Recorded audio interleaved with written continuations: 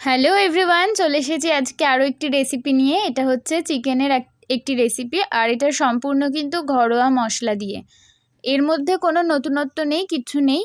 এখানে মশলার মধ্যে নিয়ে নিয়েছি আদা কুচি, রসুন কুচি আর কাঁচা লঙ্কা কুচি। এই তিনটের পেস্টটা কিন্তু সবসময় আলাদা হয়। যে কোনো আমিষ রান্নায় আমি বলবো এই তিনটে একসঙ্গে পেস্ট করুন, আদা রসুন কাঁচা লঙ্কা, যেটা আমার মানে আর কি এক্সপিরিয়েন্স বলে, ছোটোখাটো এক্সপিরিয়েন্স, যাই হোক। আর পেঁয়াজ আর টমেটো সবসময় আলাদা, মানে পেঁয়াজ টমেটো এই দুটোও কিন্তু একসঙ্গে পেস্ট নয়, পেঁয়াজ আলাদা টমেটো আলাদা। যদি টমেটো পিউরি করতে চান টমেটোটা আলাদাভাবে পিউরি করে নিতে পারেন মিক্সিতে, কিন্তু আদা রসুন কাঁচা লঙ্কা এই তিনটের একটা কালারটাও একটা খুব সুন্দর কালার আসে, আর এই তিনটের পেস্টটাও আলাদা টেস্ট আনে একটা রান্নাতে। তো যেভাবেই দেখলেন, চিকেনটা প্রথমে আমি নুন হলুদ দিয়ে ম্যারিনেশন করে রেখেছিলাম, তারপর একটুখানি তেল দিয়ে দিলাম। আলুটা ভাজতে ভাজতে যেটুকু তেলটা দিয়ে ম্যারিনেশন হবে সেটুকু টাইম।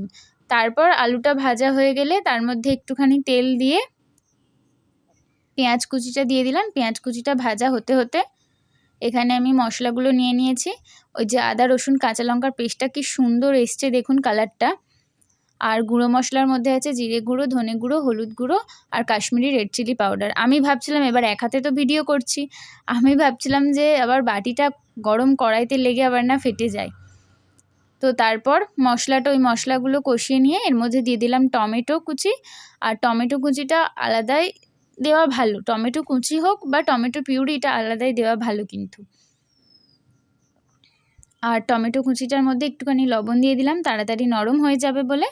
তো চলুন এবার মশলাটাকে ভালো করে কষিয়ে নিই। মশলাটা কষানো হয়ে গেছে, এর মধ্যে দিয়ে দিচ্ছি চিকেন কারি মশলা। এই যে সানরাইজের এই চিকেন কারি মশলাটা দিয়ে দিলাম। এবার এটা দিয়েও ভালো করে কষিয়ে নেব।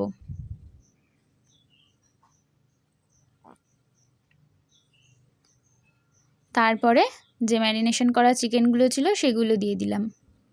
আমার ভিডিওগুলো কেমন লাগছে আর আমার কোথায় কি একটু খামতি হচ্ছে আমাকে বলবেন, জানাবেন। আর আমি চেষ্টা করছি অল্প টাইমের মধ্যে আমার ভিডিওগুলো উপস্থাপন করার, কারণ এখন যা নেট পরিস্থিতি, আমি এর আগের ভিডিওতেও বলেছি, আপনাদের নেটের মানে আর কি খরচাটাও কম হবে আর সময়টাও কম খরচ হবে, সেই জন্যই দুটোর কথা চিন্তা করেই। আর দেখুন এটা কিন্তু আমি যে মশলাটার মধ্যে মাংসটা দেওয়ার পর যেটা হালকা হালকা জল বেরিয়েছিল, সেটা চাপা দিয়েই মাংসটা কিন্তু চিকেনটা কষাচ্ছি। আলাদা করে আমি কোনো জল অ্যাড করিনি। দেখতেই পাচ্ছেন, দেখুন কতটা মানে জল বেরিয়েছে, ঢাকা দেওয়ার পর আরও জল বেরিয়েছে। এটা দিয়েই মাংসটা কষানো হবে। চলুন এবার কষানো হয়ে গেছে, তো এবার জল দিয়ে দেবো। ওই যেটা জলটা বেরিয়েছিল মাংসের, সেটাতেই অর্ধেক সিদ্ধ হয়ে গেছে। এবার জলটা দিয়ে দেবো।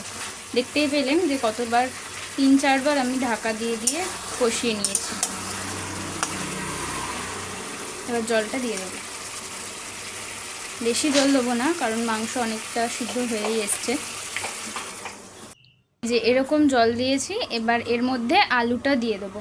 কেন আলুটা হাফ সিদ্ধ হয়ে আছে, তো একসঙ্গে ফুটলে ভালো করে সিদ্ধ হয়ে যাবে।